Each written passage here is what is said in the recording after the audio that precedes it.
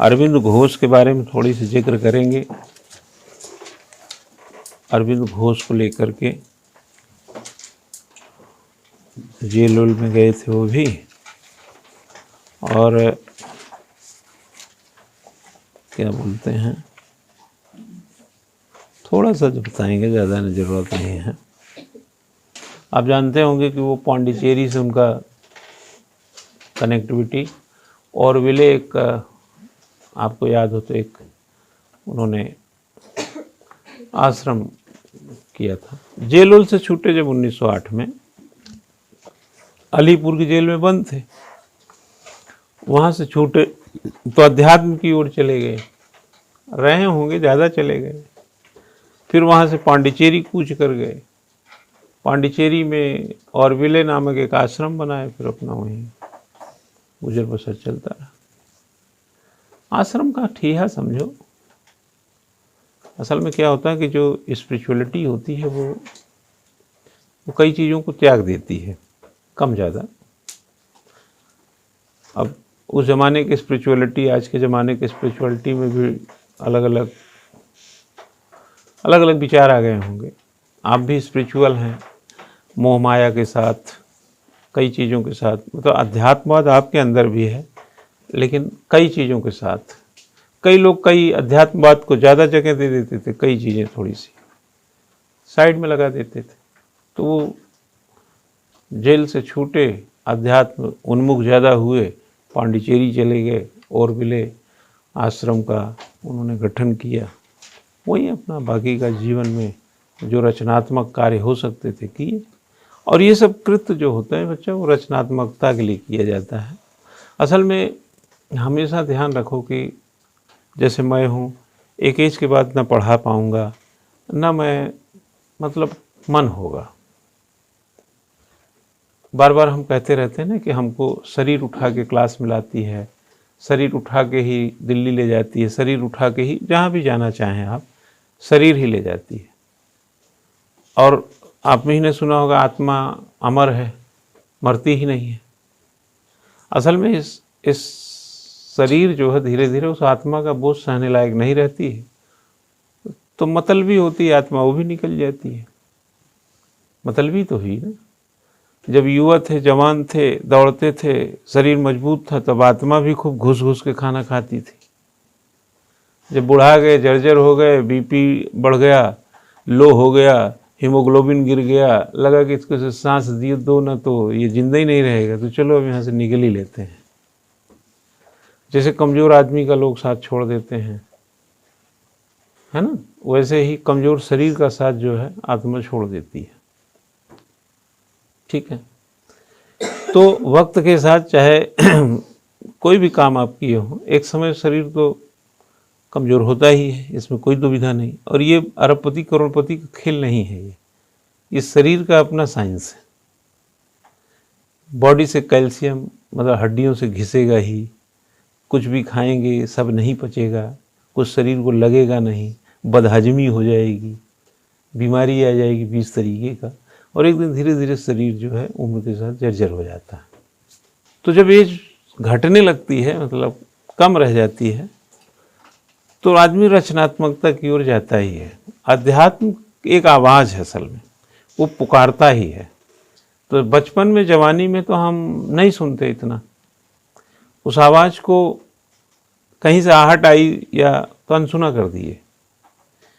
But जब कई चीज़ों को हासिल कर चुके होते हैं, गाड़ी चला चुके होते हैं, बीवी बच्चे जो हैं वो बच्चे बड़े हो गए, परवरिश हो गई, घर मकान हो चुका है, कम ज़्यादा जो भी है, उम्र कमज़ोर हो गई, साइकोलॉजिकल एक हमारी जो थीम है सोसाइटी को लेकर के वो भी समझ लिया, तो जो आवाज़ थी जो पहले कभी आई थी अध्यात्म की, अब सिर्फ वो सुनाई देती है।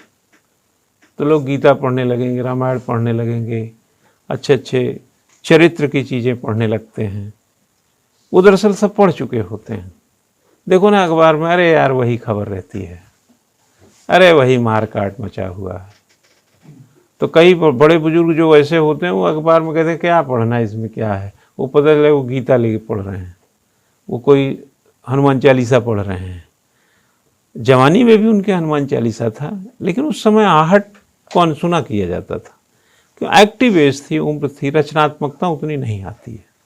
तो फिर जैसे अरविंद घोष का मैंने एग्जाम्पल दिया कि जब 1908 में वो अलीपुर जेल से छूटे तो पांडिचेरी की तरफ कूच किए और वहाँ ऑरविले अपना एक आश्रम बनाया उन्होंने, और उस आश्रम को में रहे, अपने रचनात्मक जो भी कृत्य किए। और वो दौर था, अब ऐसे ही नहीं कि आपको अभी 22 साल के हैं आप, 20 साल के, हम कहें चलो ऋषिकेश एक प्रयास आश्रम बनाते हैं, वहीं हम लोग राम राम करेंगे। हाँ, तो कहें क्या है ये, 28 मई को 2023 को प्रीलिम्स का एग्ज़ाम है, सितंबर में मेंस है, अब बता रहे हैं चलो गंगा के तीरे वहाँ राम राम करने ऋषिकेश। लेकिन यही जब आप 60-65 के हो जाएंगे तब कोई कहेगा कि यार बहुत हो गया, चलो ऋषिकेश चलते हैं, एक आश्रम बनाए हैं, हफ्ते में 1-2 दिन घर आ जाना, वहीं खाते पीते हैं, थोड़े अध्यात्म से जुड़ते हैं। अब आप इतना अनसुना नहीं कर पाएंगे, एक बार विचार करने लगेंगे। अभी तो आप उस पर विचार भी नहीं करें, क्योंकि आपको लगा अभी हमने किया क्या अभी आपने क्या किया नहीं। तो बच्चा, सड़कें कितनी भी खूबसूरत बन जाएं, अध्यात्म का विचार सड़कें नहीं लाती हैं। खूबसूरत सड़कें जो है ना, टूरिस्ट का विचार लाती हैं, टूरिज्म का। कहते हैं ना कि तीर्थाटन का जो विचार होता है वो सड़कों से नहीं आता है कि बड़ी अच्छी केदारनाथ, बद्रीनाथ या 4 धाम के लिए खूबसूरत सड़कें सरकार ने बना दी तो आपके अंदर तीर्थाटन का विचार है। आपके अंदर पहले आएगा पर्यटन का ही विचार। लेकिन जिसके अंदर तीर्थाटन का विचार है वो सड़क देख के घर से नहीं निकलता है। ऐसे नहीं कि ऑल वेदर रोड बन गई तो चलो चलते हैं 4 धाम यात्रा करके आते हैं।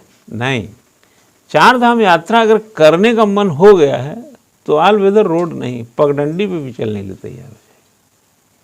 तो अध्यात्म की अपनी एक वजह है, एक जगह है, उम्र है, तकाजा है, नज़रिया है, दृष्टिकोण है, अप्रोच है, और एक वक्त आता है जब आप उसकी आहट को अनसुनी नहीं करते। आप समझे ना। और तथाकथित तो होता ही है कि माता पिता जा रहे हैं, हम भी चल दिए, तो हम एक लर्न बिहेवियर में होते हैं। इसको बोलते हैं कल्चराइजेशन। हमारे अंदर तीर्थाटन का भाव नहीं है, हमारे यहाँ कल्चराइजेशन का भाव है, संस्कृतिकरण। श्रीनिवासन ने कल्चराइजेशन पे स्टडी किया। आप जो देखेंगे ही नहीं उसको करेंगे कैसे? क्यों? तो अगर एक ब्राह्मण हो जो बड़ा शाकाहारी है और भक्त है, रोज नहाता है, सुबह पूजा करता है, तब कोई चीज़ खाता पीता है, और एक कसाई हो जो रोज बकरा हलाल कर रहा है, वहीं अगल बगल रोज़ सवेरे उठा बकरा हलाल किया हैं। और वो जो थे पंडित जी, वो रोज़ सवेरे उठे, स्नान, ध्यान, पूजा पाठ, घंटी बजा के लगे हुए हैं। तो संस्कृतिकरण के हिसाब से जो श्रीनिवासन का है, अपर क्या है? अगर किसी को आप कहेंगे कि यार ये मीट मछली कहाँ चक्कर में पड़ते हो, दारू शराब मीट मछली ये सब, अरे अच्छा खाना तो है, खाना खाओ, ये बात सभी को पसंद आएगी। लेकिन किसी को ये कहिए अबे कहाँ पनीर दूध दही सब्जी रोटी में लगे रहते हो, मुर्गा सुअर ये मछली गाय भैंस जितने देश में हैं सब तुम्हारे भोजन है, उठाएगा डंडा। कईयों को पचेगा नहीं, कईयों को थोड़ा पच जाएगा, कहीं कहीं क्या बदतमीज आदमी यार, क्या सिखा रहा है। लेकिन आप किसी को बोलो यार पनीर खाया करो, थोड़ा दूध दही खाया करो, सुबह नाश्ते में दही लिया करो, रात को छोटे समय थोड़ा आधा गिलास दूध पियो, थोड़ा सेहत ठीक, वो सबको अच्छा लगेगा। तो पंडित जी वाला काम क्या है? सबको अच्छा लगेगा। कसाई वाला काम सबको तो अच्छा नहीं लगेगा। तो जिसको अच्छा नहीं लगेगा वो क्या करेगा, पंडित जी वाले रास्ते पे चल देगा। ये सब एक जैसा हो तो एक संस्कृति हो गई। भाषा आप वही बोल रहे हैं, चाहे आप कसाई हो चाहे ब्राह्मण हो, चाहे शाकाहारी मांसाहारी, मतलब जो भी आप समझिए, इसमें एक ही भाषा बोल रहे हैं। आपका उठन बैठन भी एक जैसा है, बाजार हाट भी एक जैसा है, लेकिन धीरे धीरे कहते हैं ना, संगत का असर जानते हैं ना, तो धीरे धीरे सोहबत भी ऐसे हो जाती है और सब चीज़ें एक जैसी हो जाएंगी, तो बस एक जैसा जो नहीं है वो भी हो जाए, खत्म हो गया। जाति एक बंद वर्ग है, जाति नहीं बदल सकती, बट बाकी चीज़ें तो खुली है ना भाई। तो जितने हमारे स्वतंत्रता संग्राम सेनानी थे, क्या लोगों को जाति धर्म बदल करके स्वतंत्रता संग्राम सेनानी का कोई क्वालिफिकेशन था? अरे जो जहां से हो यार। एथिक्स भी यही कहता है कि आचरण सात्विक होना चाहिए, विचारों से मजबूत होना चाहिए। बनस्पत इसके कि हम आपको ब्राह्मण बना दें, आप बड़े अव्वल दर्जे के विचारक हो जाएंगे, भाई आप जो हैं उसी से अव्वल दर्जे के हो जाएंगे। हो सकता है कोई ब्राह्मण ही बड़ा घटिया विचार का हो और कोई कसाई बड़ा अच्छे विचार का हो, तो उसको कसाई रहने दो, विचार अच्छे कर दो। कल्चराइजेशन ही तो करना है यार, ये मत काटा उटा करो। शराबी को शराब छुड़वाया जाता है कि नहीं? नशेड़ी को नशा छुड़वाया जाता है कि नहीं? उसका कल्चराइजेशन ही तो करते हैं आप। हमारे यहाँ जो सरकारी स्कूल उत्तराखंड में होंगे, लोगों ने, लेक्चरर लोगों ने महीने में सैलरी तो गिना, लेकिन वही डिवोशन डाल देते तो जो पहाड़ के बच्चे उसी स्कूल में पढ़ते हैं वही आईआईटी में टॉप करते। भाई वही मैथ फिजिक्स केमिस्ट्री तो है, कोई अलग से थोड़ी आ गई है। न्यूटन का नियम, बायल चार्ल्स, आर्किमिडीज, डॉपलर का ये वो फलाना ढिमका, ऑप्टिकल, कुछ भी है, वही चीज़ तो है ना। साइंस से सरल तो हम दुनिया का कोई विषय नहीं मानते। कठिन तो यह है कि अरविंद घोष को कैसे एथिक्स में जोड़ें, ये कठिन है। कौन सी किताब में लिखा है अरविंद घोष की नैतिकता में भूमिका? कहीं पढ़े हैं? हाँ, रविन्द्रनाथ टैगोर की नैतिकता में भूमिका, बाल गंगाधर तिलक की एथिक्स में क्या रोल रहे, वो तो उनके कृत्यों से निकाला जाता है ना। ये कठिन है। न्यूटन का 3 नियम, तुम न्यूटन थोड़ी हो। न्यूटन को न्यूटन का नियम बनाने में तकलीफ हुई है, मेहनत हुई, तुम तो रटते हो। a+b का होल स्क्वायर, तुम कौन सा होल कर रहे हो उसमें? नहीं, तुम्हारा होल क्या है उसमें? हाँ, a+b का होल स्क्वायर बताओ भैया। a² + b² + 2ab, तुमने क्या किया इसमें? y = mx + c, c is constant. क्यों c इज कांस्टेंट? क्यों कंटिन्यू क्यों नहीं? हाँ, तुमने क्या किया उसमें? साइंस जैसा है हम वैसा सीख लेते हैं, वैसा ही बता देते हैं, वैसा ही नंबर मिल जाता है और हम बुद्धि के तेज हो जाते हैं।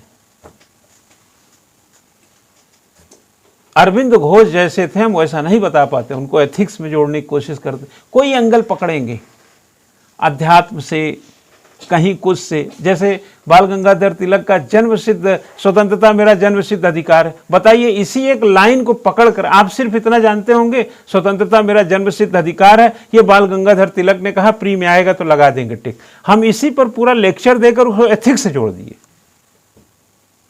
सिविल सर्विसेज का एग्जाम क्या है छिला? किताब, हिस्ट्री की किताब, ज्योग्राफी की, विचार, कितना उड़ान ले सकते हो तुम? हाँ, तथ्य पढ़ा करके गुजारा चलेगा? वो तो पटवारी और रेलवे के एग्जाम वाले भी जानते हैं। कंसेप्ट और न्यू इनोवेशन, नवाचार, आचरण में नवाचार नहीं तो सिविल सर्विसेज का के लिए तैयार नहीं। क्या समझे? चलो लड़ाई हमारी तुम्हारी है, बंद कमरे में समझौता कर लेते हैं, लेकिन उन्हें क्या जवाब देंगे जो लड़ाई के बाद के फैसले का इंतजार में है? यही बताएंगे कि हम दोनों ने गलबहियां कर लिया ना ये सिविल सर्विसेज में बैठ रहा है ना मैं बैठ रहा हूं, हैं? यही जवाब देंगे, लड़ेंगे, साबित करेंगे, सफल हैं या असफल हैं ये तो लड़ाई के बाद पता चलेगा। फिर कितने सफल हैं कितने असफल हैं इसका भी तो लेखा जोखा होगा। एक लाइन लिख बेटा, थोड़ा थोड़ा बताना है इसमें। लिखो, Arvind Ghosh was also associated with the national movement of India, है ना? Arvind Ghosh was also associated with the national movement of India after, बस इतना भी लिखिए फिर आगे बताएंगे। अरविंद घोष भारत के राष्ट्रीय आंदोलन से भी जुड़े रहे, आफ्टर 1908, 1908 कर लीजिएगा, 1908, 1908 के बाद on his release for Alipur jail, 1908 के बाद अलीपुर जेल से छूटने पर he started learning more towards spiritual practice. Spiritual practice. लिखें, वे छूटने पर वे आध्यात्मिक की ओर अधिकाधिक झुकने लगे एंड लेफ्ट पॉलिटिक्स, और राजनीति को छोड़कर left politics and went to Pondicherry for yoga practice, और वो योगा करने के लिए या योगा साधना के लिए, योग साधना के लिए पांडिचेरी चले गए।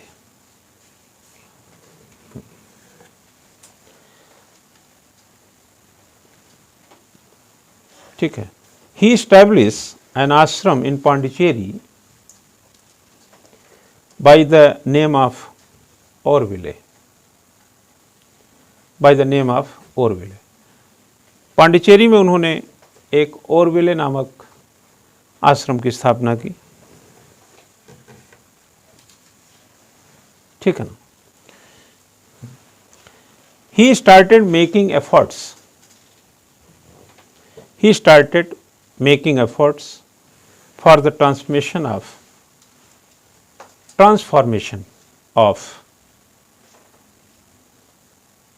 humanity through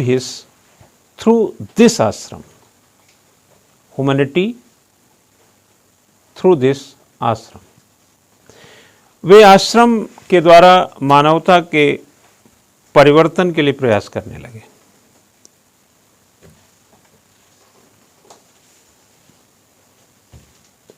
ठीक है, लाइन बदलना। Arvind Ghosh has contributed on many point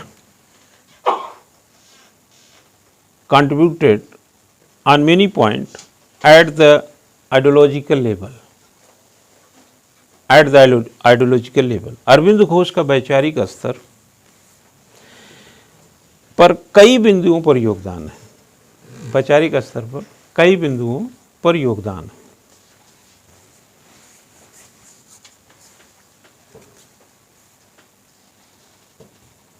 ठीक है, इसमें फिर लाइन बदल के लिखिएगा, एक चाहे पॉइंटेड कर लीजिएगा एक दो। ठीक है, योगदान लिखें। Arvind on the one hand, या ऐसा लिखो, ऑन द वन हैंड एक और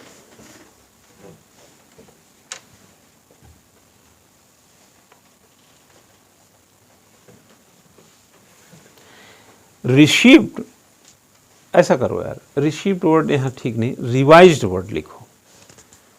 revised the old world view of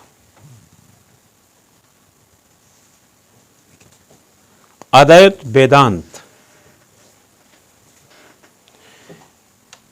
एक और अद्वैत वेदांत के पुराने वैश्विक या विश्व दृष्टिकोण को संशोधित किया।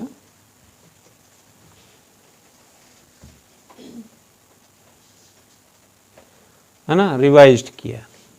लाइन बदलो, दूसरा कर लेते हैं। ऑन द अदर हैंड, दूसरी ओर, the presented an explanation of the ultimate destiny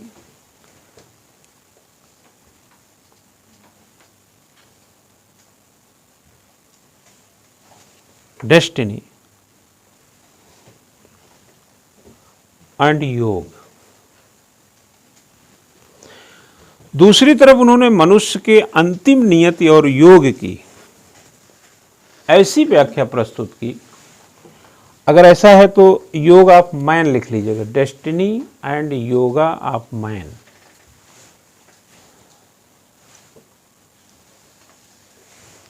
क्या लिखा,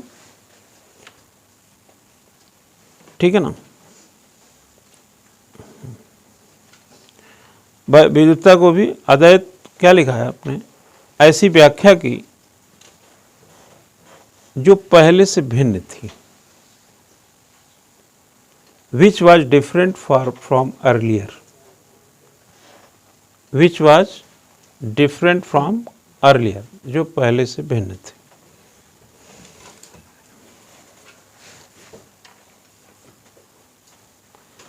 अब आप इसका थोड़ा सा व्यू अगर आप समझेंगे, दरअसल ऐसा होता है ना बच्चा कि दुनिया का सही चीज़ क्या है, यह एक कन्फ्लिक्ट मान लें या कन्फ्यूजन मान लें, ये है। सब अपने अपने नैरेटिव से चीज़ों को सिद्ध करते हैं या सही मानते हैं, या कहीं हम पौराणिक जो साहित्य है उसमें जब निहारते हैं तो वहाँ पर भी देखे होंगे कि वैचारिकी का एक श्रृंखला मिलती है, विचारों की एक श्रृंखला होती है। एक ही युग में एक ही के खिलाफ दो लोगों के विचार एक जैसे नहीं होते। लक्ष्य एक हो सकता है बट विचार एक नहीं होते, यानी पथ अलग अलग है। तो दुनिया के वास्तव में दुनिया को क्या करना चाहिए या दुनिया क्या होनी चाहिए, है ना।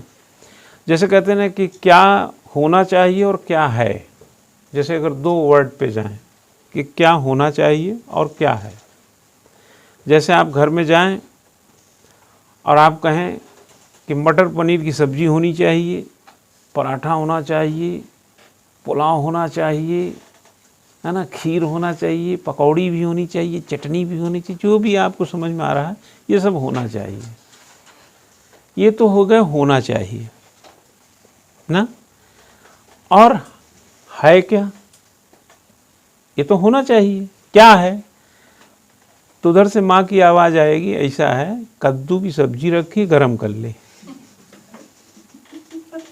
ठीक है, और रोटी है खा ले, और ज़्यादा कुछ चाहिए तो अचार उचार ले ले, मिर्च उर्च का रखा है, इसी से गुजारा कर। तो क्या है, कद्दू की सब्जी और रोटी। होना क्या चाहिए, जो अभी आपने कल्पना की है। तो वास्तविकता क्या है हाँ, वास्तविकता क्या है, जो दुनिया है ना बच्चा, ये क्या होना चाहिए और क्या के बीच के फासले को ठीक से समझ नहीं रही है। क्या है आपको पता है, क्या होना चाहिए वो भी पता है, लेकिन इस होना चाहिए के बीच में कैसे मर्यादा, नैतिकता, आपका अभिरुचि या आपकी समर्पण, सकारात्मकता मेंटेन रहे। क्या होना चाहिए तक पहुंचने के लिए आप इनको मेंटेन करके चलेंगे तभी तो इथिकल रहेंगे। क्या है, कद्दू की सब्जी और रोटी खाओ। होना क्या चाहिए, मालपुआ, बिरयानी, मटर पनीर, फलाना ढिमका, जितना मीनू आप सेट किए हैं सब ये होना चाहिए। लेकिन ये होना चाहिए तक पहुंचने के लिए क्या है, से होना चाहिए तक पहुंचने के लिए क्या करेंगे, मर्यादा का उल्लंघन। नैतिकता का उल्लंघन, मानवता का उल्लंघन, अध्यात्म का उल्लंघन, समर्पण का, जो भी चीज होता है सबका उल्लंघन करेंगे क्या? फिर आपको हम सिविल सर्वेंट क्यों बनाएंगे? आपको हमने एक शहर का डीएम बनाया जो शहर पिछड़ा है, सड़कें नहीं हैं, बारिश नहीं हुई है 3 साल से। क्या है? 3 साल से बारिश नहीं हुई, क्या है? सड़कें नहीं हैं ठीक से। होना क्या चाहिए? एक्सप्रेसवे, ओवर ब्रिज, सब कुछ सुविधा युक्त हो। तो भैया क्या है और क्या होना चाहिए के बीच में फासले तुम तय कराओ ना। और फासला तय करते समय क्या करोगे? अगर तुम इथिकल हो, मेरी बात को गौर करना, ये सब कहानी कहां से जुड़ जाती? अगर तुम इथिकल हो, मानवतावादी हो, अंकुश वाले हो, नियंत्रण वाले हो, ध्यान देने वाले हो, अध्यात्म वाले हो, समर्पण वाले हो, ईमानदारी से काम और सत्यनिष्ठा वाले हो, तो उस जिले के विकास के लिए जो धन आया है, एक एक पाई तुम विकास पे खर्च कर दोगे। तभी तो क्या होना चाहिए मिलेगा। क्या है से क्या होना चाहिए कब मिलेगा? जब तुम एक एक पाई एज ए डीएम खर्च कर दोगे। लेकिन अगर तुम सत्यनिष्ठ नहीं हो, बेईमान हो, ईमानदार नहीं हो, अंकुश और नियंत्रण से डरते नहीं हो, समझते नहीं हो, और कार्य के प्रति डिवोशन नहीं है, समर्पण नहीं है, मानवता नहीं है, नैतिकता नहीं है, और कार्य के प्रति अभिरुचि, एटीट्यूड नहीं है, इंटीग्रिटी का अभाव है, तो उसी क्या होना चाहिए कि पैसे से अपना स्विमिंग पूल बनाओगे, अपने घर की पुताई कराओगे, अपने लिए फार्म हाउस बनाओगे। क्या है? पड़ा रह जाएगा ना। फिर वही कद्दू और रोटी रह जाएगी कि नहीं? कद्दू की सब्जी और रोटी तक अगला भी हो जाएगा ना। तो क्या आप समझते हैं इस देश में 75 सालों में हम माना ह्यूमन रिसोर्स के मामले में बहुत स्किलफुल नहीं है,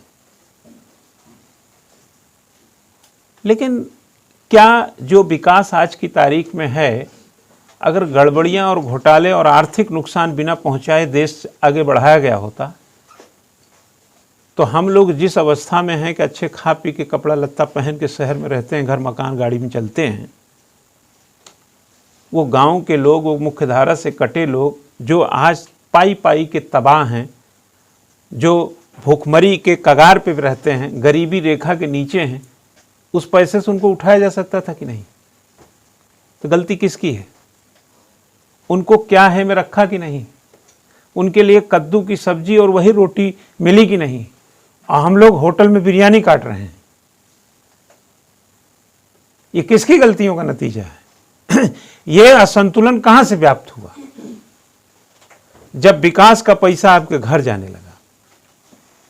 तो क्या है और क्या होना चाहिए? क्या है और क्या होना चाहिए तभी मिलेगा जब आप अंदर से सत्यनिष्ठ और नैतिक और ईमानदार होंगे। जब तक इस देश में हमारे राजनेता हो या प्रशासक बेईमानी करते रहेंगे, विकास का पैसा विकास के बजाय निजी स्वार्थ में खर्च करते रहेंगे, अपना अभिमान, अपना विमान बड़ा करते रहेंगे, तब तक इस देश का जो भूखमरी है, गरीबी है, या जो कहा जाए बुनियादी समावेशी सतत विकास है, वो रेंगता रहेगा। विकास देने वालों का जमीर होना चाहिए और विकास जमीन पर होना चाहिए। जमीर होगा तो विकास जमीन पर उतरेगा, और जमीर को जगाना पड़ता है, और जमीर जगाती है नैतिकता, ईमानदारी, सत्यनिष्ठा, आध्यात्मिकता, मानवतावाद। विकास के प्रति आपका समर्पण, आपका दृष्टिकोण और आपका सोच, और जमीर को आपने रौंद दिया तो जिस जमीन पर विकास होनी चाहिए वो जमीन बंजर की बंजर रह जाएगी। और हमारे देश की जो वास्तु स्थिति है, कई लोगों ने विकास के नाम पर अपनी ज़मीर को ही मार दिया। और आज भी न जाने भारत का 32 लाख वर्ग किलोमीटर का जो क्षेत्रफल है, उससे ज़्यादा है थोड़ा, इसका कई कोना आज भी बंजर है, विकास की बाट जो रहा है। और जिम्मेदारी किसकी थी? हमारे देश की राजनीतिक और प्रशासनिक सत्ताओं की।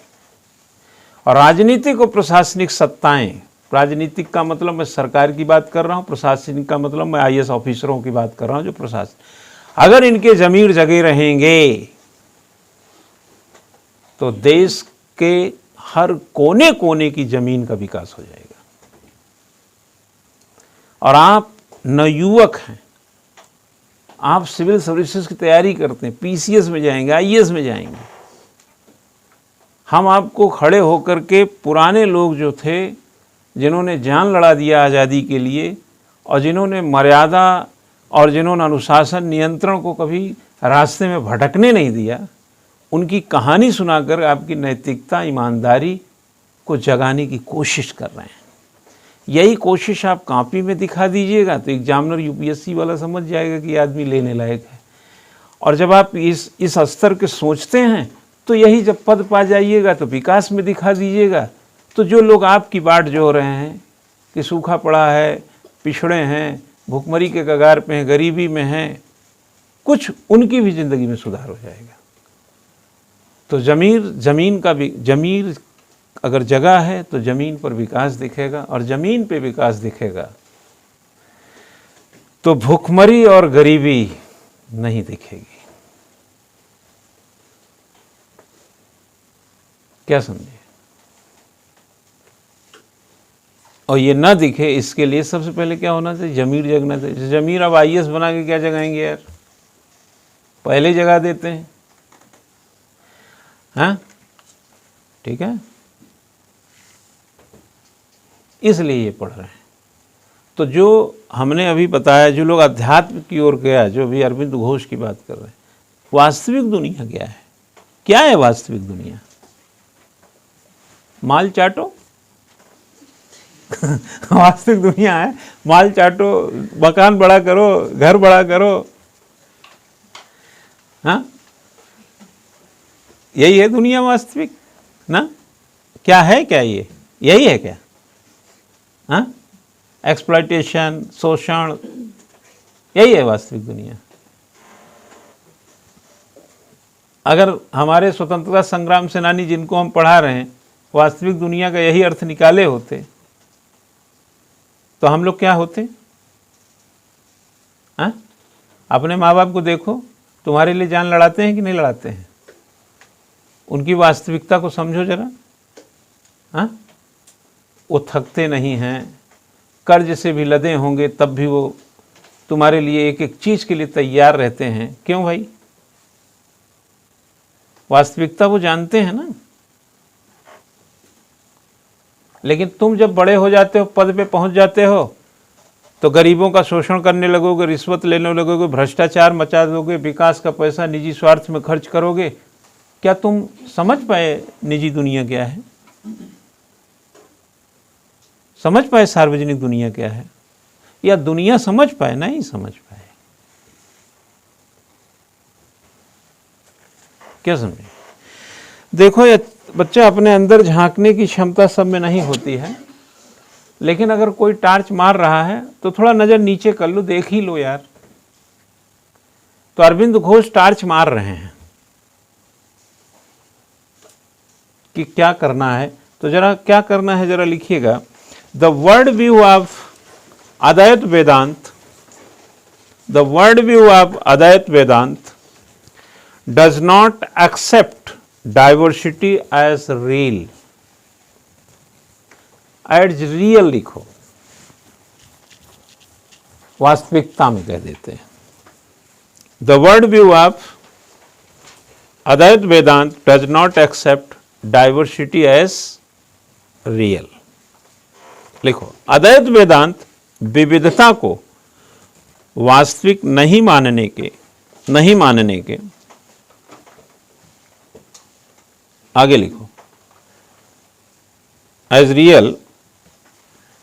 अरविंद अरबिंदोज लिख लो, अरबिंदोज, इनको अरबिंदो घोष भी कहते हैं, अरबिंदोज, अरबिंदो का। Aurobindo's world view also considered diversity to be real. Advaita Vedanta विविधता को वास्तविक नहीं मानने के वैश्विक दृष्टिकोण से की वजह से दुनिया के जादूगर के जादू की तरह, दुनिया के जादूगर या जादू की तरह या कागज की फूल की तरह देखता है। आगे लिखोगे आ जाएगा। Diversity to be real, Advaita Vedanta view the world as magician magics. Advaita Vedanta विविधता को वास्तविक नहीं मानने के विश्व दृष्टिकोण की वजह से दुनिया के जादूगर के जादू की तरह या कागज की फूल की तरह देखता है, because of its worldview of not treating diversity as real, treating diversity as real. This leads, अभी लिखा रहे हिंदी में, this leads him to preach to the world. This leads him to preach to the world the literal standard of, सन्यासी को क्या बोलते हैं? सन्यास, लिटरल स्टैंडर्ड ऑफ सन्यास। सन्यास लिख लो, तुम लोग बना लेना उसका अंग्रेजी में। लिखो, इससे वह दुनिया को आभाषीय मानक सन्यास के उपदेश की तरफ बढ़ाता है। यहाँ पर वर्च्यू या वर्चुअल की तरह आप समझ सकते हैं, है ना। इसमें लिख लेना, इससे वह दुनिया को आभाषीय मानक सन्यास के उपदेश की तरफ बढ़ाता है। हम लोग आजकल जैसे देखे होंगे, जब से कोरोना आया था ना, हम लोग वर्चुअल दुनिया में बहुत चले गए। देखो, वर्चुअलिटी और एक्चुअलिटी, मतलब जैसे रियलिटी बोल सकते हैं, वर्चुअलिटी एंड रियलिटी। जैसे आपने देखे होंगे वर्चुअल मीटिंग हो रही है। वर्चुअल का मतलब है तुम कहीं बैठो, हम कहीं बैठे, मीटिंग हो रही है। वर्चुअल सेमिनार, ये सब इस समय के बड़े चर्चित प्रयोग थे। होता ये है कि जब हम, आप ऐसे समझो, इससे थोड़ा सा लेते हुए, अगर हम ये समझें कि जितने लोग यहाँ बैठे हैं, हम सब लोग अलग अलग हैं, तो अलग अलग दिख भी रहे हैं, लेकिन अगर ईश्वर की दृष्टि से देखें तो सब में एक ही जैसा सब कुछ है ना। वास्तविकता तो ये है कि सब एक है। तो यहाँ रेनंसिएशन लिखो, सही बोल रही है? हाँ, लिखिए, but Aurobindo like Vivekananda accept the reality of the word and rejects the teaching of renunciation, है ना, संन्यास। किंतु अरविंद विवेकानंद की तरह दुनिया की वास्तविकता को स्वीकार करते हैं, दुनिया की वास्तविकता को स्वीकार करते हैं और संन्यास को उपदेश को नकारते हैं। रे ठीक है, हाँ, और संन्यास के उपदेश को नकारते हैं, है ना। वैसे बच्चा, पता नहीं ओपिनियन कहाँ कहाँ से किसका क्या होगा, लेकिन मेरा अपना निजी मत है कि सर्वाधिक संघर्ष जो है ना, क्या समझे, दुनियादारी में सर्वाधिक अगर संघर्ष है तो वो दुनियादारी के भीतर है। यानी दुनिया चाहे जैसी है, चाहे आभासी हो या वास्तविक हो, मैं उसकी बात नहीं कर रहा हूँ, लेकिन जो संघर्ष है सबसे ज़्यादा वो दुनियादारी में। सन्यास तो विरक्ति का भाव हो गया। अच्छा, हम सन्यास को जिस नज़रिए से, उसका भी एक सकारात्मक भाव है। जैसे सन्यास क्या हुआ, लोभ, मोह, माया, है ना, राग, द्वेष, जो भी इसके अलग अलग एलिमेंट हैं, उससे आपने सन्यास ले लिया। मोह त्याग दिया तो माता पिता, भाई बहन, मतलब मोह प्यार, जो भी राग, सब ये आपने त्याग दिया। धन से विरक्त हो गए, जरजमीन से विरक्त हो गए, ब्याह शादी से विरक्त हो गए, सब चीज़ों से आप अपने को काट लिया। ठीक, यह काटना बहुत टफ है। इससे अलग होना मैं समझता हूँ सबसे बड़ा, मतलब बहुत तप का बात है। जैसे जब गौतम बुद्ध अपने घर से निकले थे तो पत्नी और बच्चे, माता पिता, सबको छोड़ना बड़ा टफ रहा होगा, और कई महीनों सालों तक ये टफ ही रहा होगा। राम भी जब वन के लिए जा रहे होंगे तो पता था कि हम 14 साल के बाद वापस आएंगे, लेकिन फिर भी उनके लिए पहला कदम जो वन के लिए निकला वो मैं समझता हूँ बहुत टफ रहा होगा। और धीरे धीरे वो टफनेस को उन्होंने इजी करते चले गए। बट टफ तो होता है, लेकिन इसी तरह का टफनेस दुनियादारी के बीच भी चलता रहता। कितना किससे मोह रखें, कितना किसकी ज़रूरत पूरा करें, कितना हम वास्तविक दुनिया, आभासी दुनिया के बीच में संतुलन रखें। आपको क्या लगता है कि एक आदमी अपनी पत्नी को और अपनी माँ के बीच में जो संतुलन बनाने का प्रयास करता है, वो किसी तप से कम है क्या? हाँ, क्यों? सास बहू के संघर्ष में एक पुत्र और एक पति की भूमिका में जब वो संतुलन, साम्यता विकसित करता है, तो उसको क्या आप समझते हैं, वो बिना तपस्वी के ही हल हो जाता है। वो भी बहुत बड़ा तप है। माँ का मन भी ठीक रहे, अब पत्नी के अंदर भी कोई मेरे प्रति या माँ के प्रति कोई गलत ऐसी धारणा न विकसित हो जाए, ये तो अपनी माँ की तरफ ही रहते हैं। अब माँ का मन गड़बड़ ना हो कि ये तो जब से शादी हुई अपनी पत्नी का गुलाम हो चुका है, ऐसी भी धारणा ना आने पाए। इन दोनों के बीच भाई साहब राइट टू इक्वलिटी आर्टिकल 14 में क्या कानून बनाए होंगे जो एक पति और एक बेटा अपने माँ और उसमें विकसित करने का प्रयास, फिर भी ये बिगड़ जाता है कहीं कहीं, फिर भी ये संतुलन हिल जाता है। और आप चले गए तप करने, बल लेने, सब छोड़ करके, तब तो आप इन सब से विरक्ति ही हो गई। दुनियादारी के भीतर मुझे लगता है बहुत ताकत से काम लेना पड़ता है। जैसे इन्होंने कहा कि सन्यास को जो है उन्होंने एक प्रकार से रिजेक्ट किया और दुनियादारी को एक्सेप्ट किया। क्या समझे?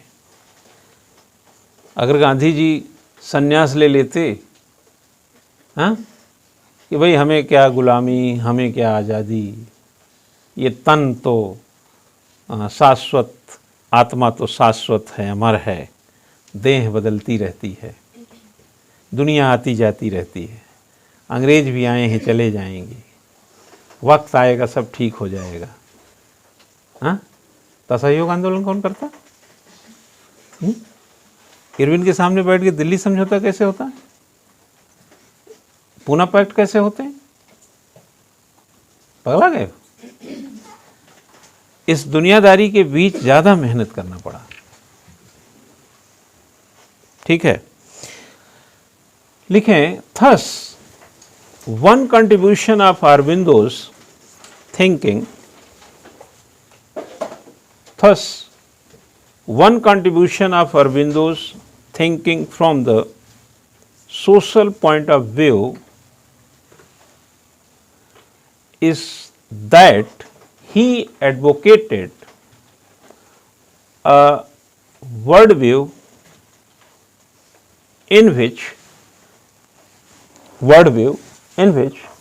there was no place for such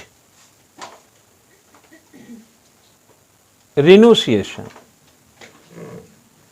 renunciation which did not affect the society, did not affect the society.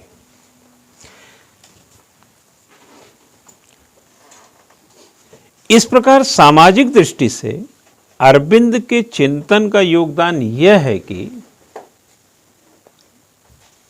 ठीक है ना, अरविंद घोष भी लिख सकते हैं, अरविंद घोष के चिंतन का योगदान यह है कि उन्होंने एक ऐसे विश्व दृष्टिकोण का समर्थन किया जिसमें ऐसे संन्यास का स्थान नहीं था जो समाज को प्रभावित ना करे। समझ गए ना, जो समाज को प्रभावित ना करे।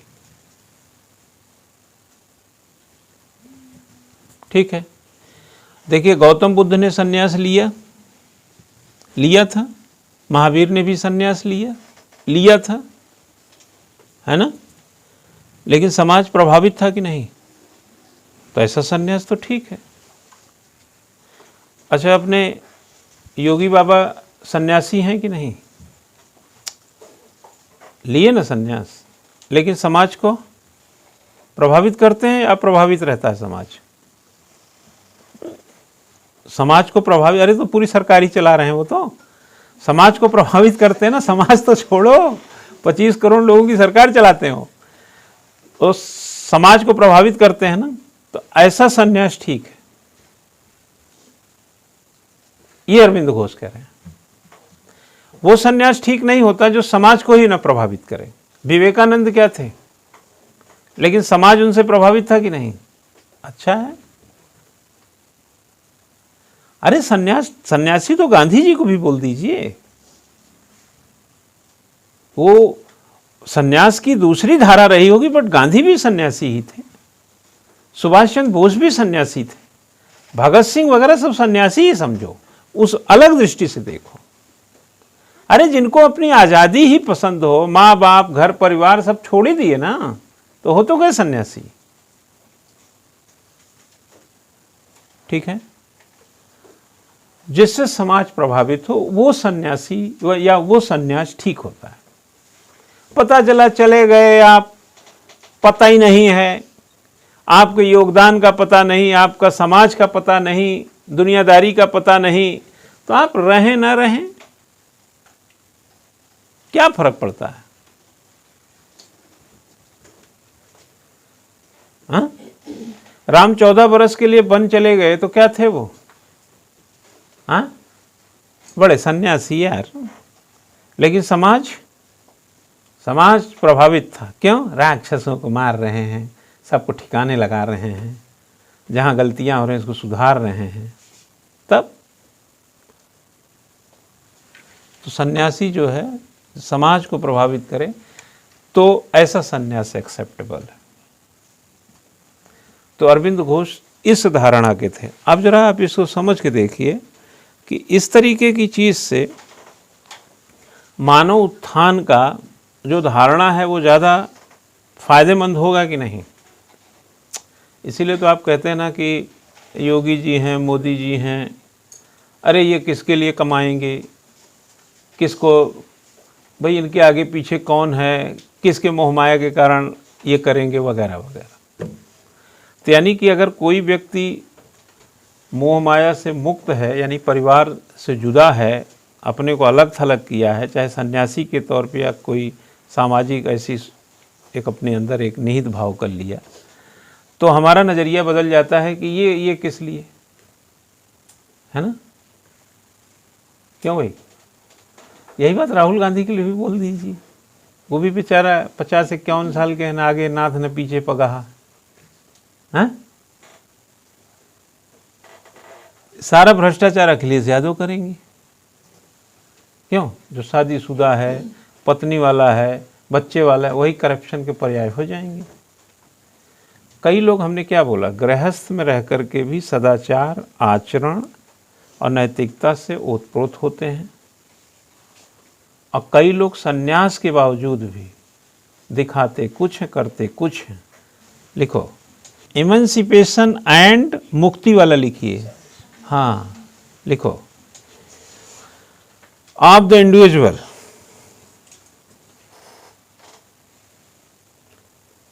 Arvind talked about the upliftment of the society,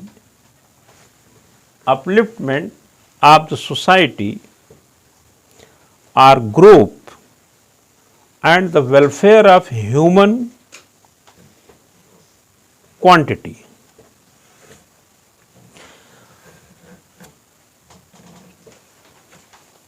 लिखो, अरविंद घोष के व्यक्ति के उत्थान, ऐसा लिख दो, अरविंद घोष यहां व्यक्ति के उत्थान और मुक्ति के बजाय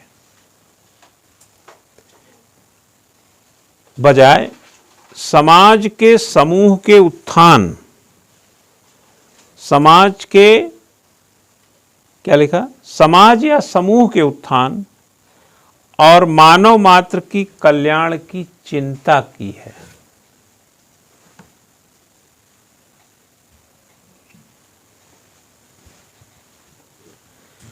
ठीक है, उनका जो स्पिरिचुअलिटी है, एक प्रकार से कहा जाए, जो उनकी दुनियादारी है, वह समाज के उत्थान और मुक्ति के बजाय, मतलब दुनिया में व्यक्ति के उत्थान और मुक्ति के बजाय कल्याण की चिंता कर रहा है। क्या समझे? मानव के उत्थान कल्याण की बात करता है। और एक भी चीज और भी है यार, कि कोई भी नसीहत हो, कोई भी नैतिकता हो ना, वो पहले उसकी जीवन के साथ जरूरी साम्यता तो आने दो। जैसे माना आप आईएएस बन जाएं, कोई एसडीएम बन गया, कोई डीएसपी बन गया, कोई मान लो कोई नौकरी जहाँ पे आप पहुँच गए, पहले वहाँ पहुँचने तो दो। हम पहुँचने से पहले ही विरक्ति पैदा कर रहे हैं उसके अंदर।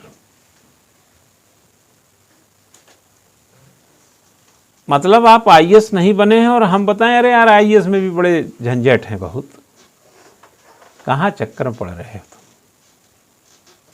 है ना? अरे ये काम वो काम, आजकल इतना पॉलिटिकल प्रेशर रहता है, आईएएस भी बहुत परेशान हैं, वो दिखते उठते हैं। आजकल तो डिजिटल मार्केटिंग में लोग लाखों कमा ले रहा है, कहाँ तुम चक्कर में पड़ रहे हो आईएएस की? ट्रेनिंग फेनिंग कर लो कुछ अपना। हमने बता दिया कहानी। अब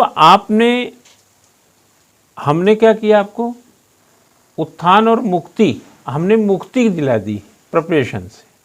इसके बजाय हमें ये कहना चाहिए कि तैयारी करो, पढ़ाई लिखाई करो, कितना भी चैलेंज हो उस जॉब में, अगर तुम्हारी इच्छा है तो उस तक जाओ, पहले नौकरी करो, समझो कुछ कर सकते हो तो करो, नहीं कर पाओगे तो कोई गारंटी लिए हो क्या कि तुम 60 साल तक नौकरी करोगे?